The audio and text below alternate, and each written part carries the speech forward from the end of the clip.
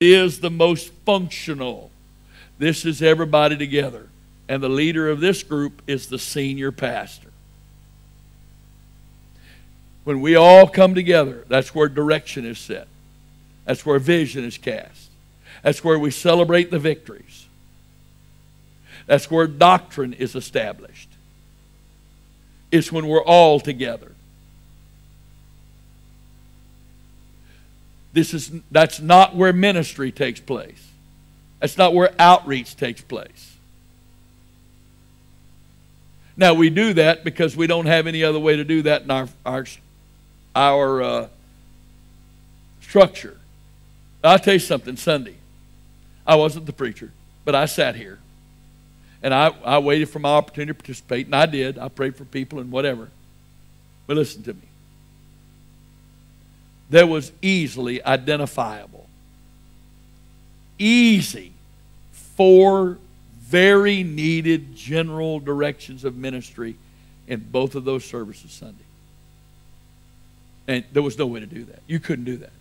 You had to pick the one that you felt the Lord was saying was most important at that moment and try your best to deal with that, knowing the others were going to leave undealt with.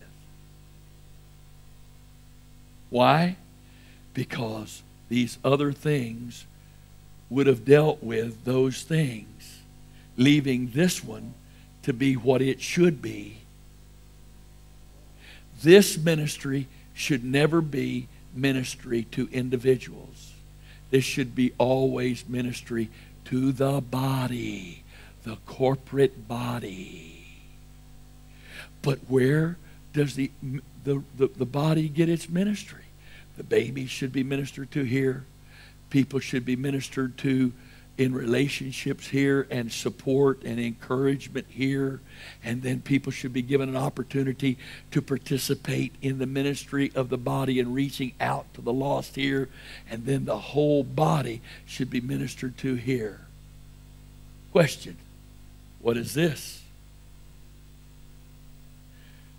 It is not a finger. It's different.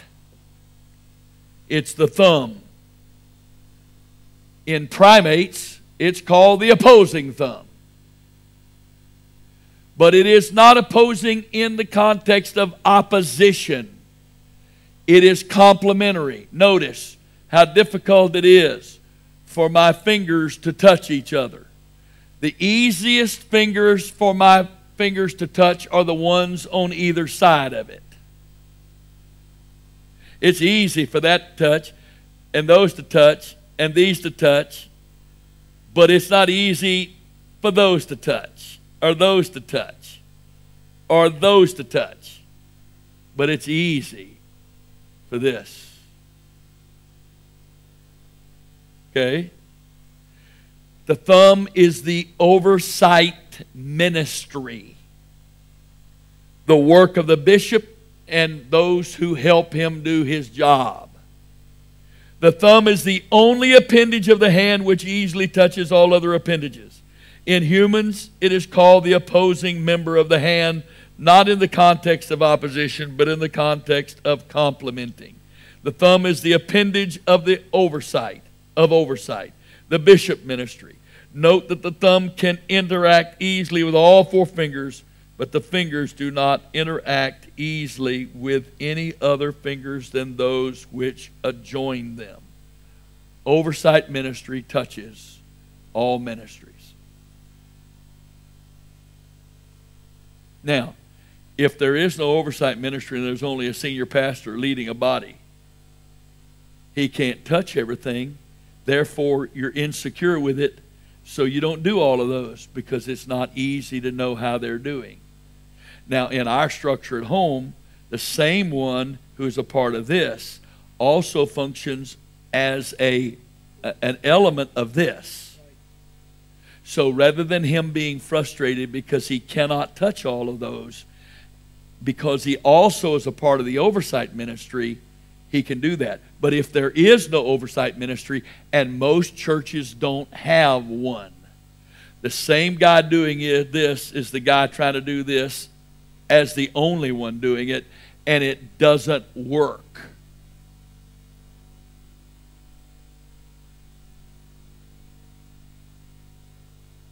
Now, this is the revelation that God gave me to be able to reach the lost. Now, I want to give you some numbers. Okay? Let me give you a little bit of history of the home missions works that Antioch has started in congregationals. Antioch was founded when my wife and I came into town September the 12th, 1970. In the first 25 years, we started, because it was the only thing we knew to do, 24 autonomous home missions works. That meant either somebody left our church who was a minister and took some saints, we sent some saints with them to start a work, or a minister who had been a part of our church went and started another work, and they still considered Antioch their home. Okay? But they were autonomous. There was no structure of a bishop. There was nobody over them. There was not expected to be anybody over them. They became their own person, their own entity, their own authority when they went out on their own. Listen to the results of that. Okay? Out of those 24 autonomous works that we started in our first 25 years, only 10 of those works even exist today. There were 2 men that started 2 works each. So there were 22 ministers that founded these 20, it says 23, it's supposed to be 24 works. 2 men starting 2 each. Only 9, everybody listen to me, only 9 of those 22 preachers who left our church and went out on their own are even saved today. They're not saved. 9. 13 men who were good men, men I worked with, men I trained, most of whom that were saved under my ministry, men I had confidence in, men I endorsed and blessed to go out and start a traditional Pentecostal church as an autonomous pastor. 13 of those men are not even saved today. You want to talk about grief. It gives me such major grief, because many of those men had a significant role to play in Antioch's growth while they were at Antioch. And they're not saved today. They're not saved today.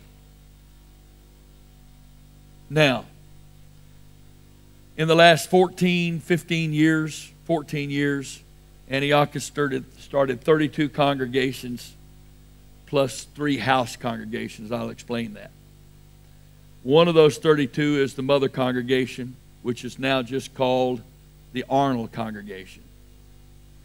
One congregation was started, has divided into 2 congregations. Both of those new congregations that were the 2 halves of that one still exist.